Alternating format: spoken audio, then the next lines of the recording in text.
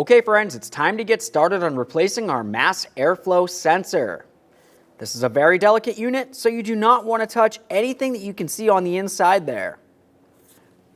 Let's start removing it from the air intake. We're going to come right over here and squeeze on this tab. Once you squeeze it, pull the harness off.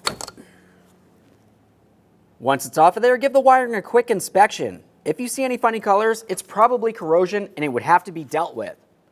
Now we're going to move along to our two mounting bolts.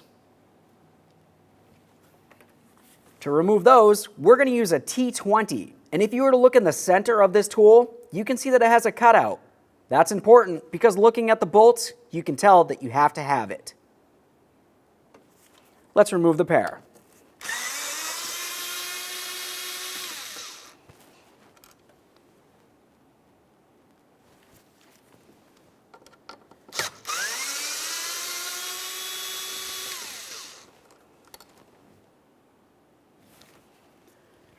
Carefully grab onto that sensor, give it a little wiggle, and lift it out of the air intake. There it is, friends. Now at this point, you just want to give this a close inspection. Make sure that no dirt or debris made its way inside this area. If you think anything did, you want to go ahead and take this off of here and clean it thoroughly. You don't want any dirt making its way up and into your engine. Now we can get ready for our install. Let's take that new mass airflow sensor and put it down in here in position. Make sure that the wiring is facing towards the rear of the vehicle.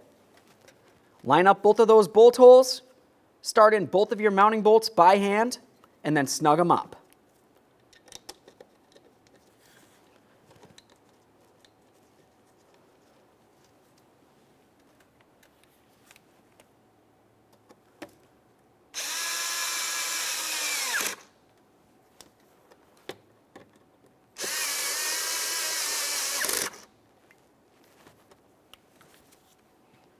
Grab onto that mass airflow sensor and make sure that it's secured to the air intake. It can't be loose, otherwise you're going to have dirty or unmetered air making its way into your engine, in which case you'll find a running condition.